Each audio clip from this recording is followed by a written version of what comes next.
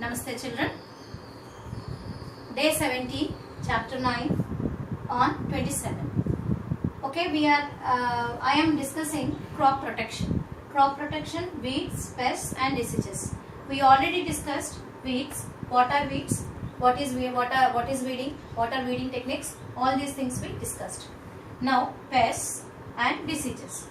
First pests, I will show you one clipping. Here diseases. Generally diseases will be caused by either bacteria or by fungi. Sometimes virus also. We can't deny this. So bacteria, fungi or virus, generally the diseases will be occurred to the plants. You already learned what are bacterial diseases, what are fungal diseases and what are viral diseases in microorganisms lesson. So what are the symptoms? So by seeing the symptoms, the farmer will understand these plants are having some disease. So immediately farmer will take the necessary steps. What are the necessary steps? Definitely when you have some disease, immediately we will start taking antibiotic or the medicines which will cure the disease. Like that the farmer also will, already the plant got the disease, so he can't do anything, he can't do any preventive measure. So what he will do, he will use bactericide. What he will use? Bactericide. So the chemical which kill the bacterial diseases or bacteria is called bactericide, and fungicide. For this, fungicide, and virus, antiviral or viricides. Antiviral chemicals are viricides. Generally viricides are very few, so viricides are very less amount, so they will not actually available. So that's why they have to plug the plant and burn it. That's all. There is no other alternative.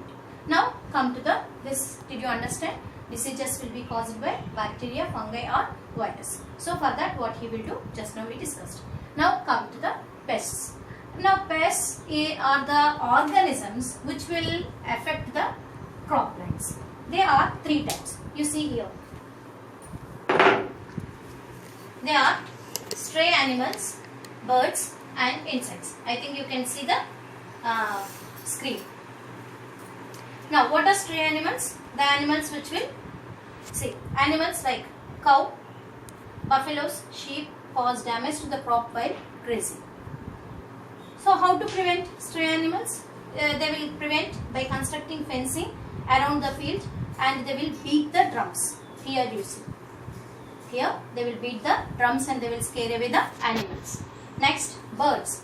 Birds will feed on the grains and causes lot of damage to the grain, and it will be a very great loss to the farmer. So such things, how birds will be scared away or sent away or thrown away by arranging a scarecrow. Scarecrow means like an animal, like a human being, they will place it in the field. So by seeing that, the birds will think that their human being is there, we should not go.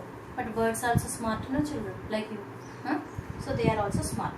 Now next, insects and pests. What are insects and pests? This is very important question. Pests are the organisms which specifically attack and damage the crops are called pests. Specifically they will attack. So like how bacteria and fungi will specifically affect the particular target organ, like that they will affect very specifically. So example, rats. Here you see rat. Can you see children? Rat. Generally rat you will see. It's not a alien, no. Next, locusts and weevils. These are locusts. Recently in the news you might have read that in Pakistan and Punjab, lot of locusts attacked and they cause a lot of damage to the crop plants. So these are locusts. They will move like millions and millions. They will attack the crop plants. Next, what is it? Next one, weevils. These are weevils. They will bite and eat the plant. Next, what is it? Larval stages of insects. Larval stages of insects means worms. You know, no? In our cauliflower you can see the worms, small worms. So these worms, all the larval stages of insects will be called worms. So these worms will eat away the leaves and causes damage to the crop plants. Next, how to prevent them? How all these pests will be prevented? By spraying the pesticides. How pesticides will be sprayed? Here you see the farmer is spraying manually. This is. Next, by using a aircraft. aircraft. Now due to this corona, all of us came to know that how these chemicals are sprayed, because they are making sterilization techniques they are following. No, in this method only they are following. In some countries they are even spraying by using helicopters also. So these chemicals stick to the fruits, but what is the disadvantage of using these chemicals? So they will stick to the fruits and flowers and leaves, so and causes lot of and absorbed by the plants, and when you eat that fruit or when you use that leafy vegetable, these chemicals indirectly will enter into our body, and our bodies also will be filled with the chemicals. That's what nowadays we are saying, that the food is not good, we are eating lot of chemicals. Your parents will be saying no. So that is what, nothing but these pesticides, chemicals, weedicides, so all we are using, all these are stick to the fruits and vegetables and will become part of our food chain. So this that's why minimal use of pesticides and all these chemicals are advisable. If more and more if you use, definitely it will affect not only farmer, and it affect the soil, and it directly affect our health. I think it's clear, children. In our 7 agricultural operations, 5 we finished. Now the last 2 are there, that is harvesting, and the next one is storing. So what is harvesting? Harvesting means cutting and gathering of crop is called harvesting.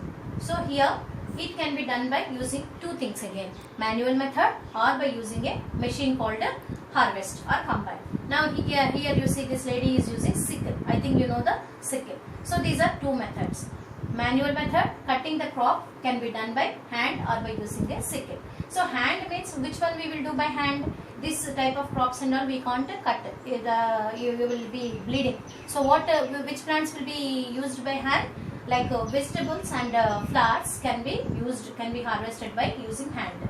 Otherwise, remaining other plants will be cut by sickle. Next, by using a machine called combine. See, this is combine. So combine, what combine will do? Harvesting it will do. It will cut the crop, and it also do the thrashing. What is thrashing? I will tell you now. So this is combine. This machine is called a combine. So it will do both harvesting and as well as thrashing. What is thrashing? Now we will see. Now did you understand, children? Harvesting means cutting and collecting or gathering the crop is called harvesting. Next, so thrashing, you see. Thrashing, the grain is very strongly connected to the crop plants. It should be separated. It's not like a flower node to pluck it easily. It's very difficult. That's why what they will do, they will beat to the rocks with a lot of force. So this is it will take lot of labor work, and not only that, it will be very tedious job for the farmer and time consuming method, and wastage of grain also will be more. So that's why farmer will stick on to that previous one. Just now I have shown this one. What is this? Combine. So both can be done. What both can be done? Harvesting will be done and thrashing also will be done, and the grain will be separated. Now if they have done this method, thrashing means what? After harvesting, grains are separated from the cut crop. It's called threshing. It's there in the textbook once you go through it. Next, winnowing. What is winnowing? Now like this, if they do it, what will have? Light husk will be there in the grain. So that will be very powdery, and it causes a lot of inconvenience when they store the grain. So that's what they will do after thrashing. Grains are separated from the chaff. Like that. From height, they will stand on some stool and they will keep on pouring like that. With the air, it will be blown away. So this is called winnowing. So what is the 3 methods we discussed? Harvesting and threshing, then winnowing. Next is what? Then storage of grain. So harvested crop will have some moisture. Moisture means it is a favorable condition for the growth of the microbes. So grains to be sun-dried to prevent the growth of microbes. Without sun drying, we should not store the grain. So farmers will store grains for their use. Now after sun drying, to prevent the growth of microbes, what they will do? They will use little grain. They will store little grain for their purpose, for the future use. Next, remaining grains they will sell either to the government agencies or for the private agencies. Now, when they sell to the government where it will store? FCI godowns, Food Corporation of India. So large scale storing is done in silos and granaries by Food Corporation of India and state. See, 2 times E is there and here 2 times N. Please ignore this. So what is it? Food Corporation of India and State Warehousing Corporation. In these 2 agencies will store the grain in which units? Silos and granaries. Silos and granaries. I will show you the pic. Next, these are non-perishable, means they are the dry items. It will store for a long time. It can be stored for a long time. But some perishable food items will be there, like fruits, meat, vegetables. These will be very soon they will spoil because they will have lot of moisture content. Such things will be stored in large cold storages or deep freezers, where they will store large cold storages or deep freezers. Now I will show you the pics.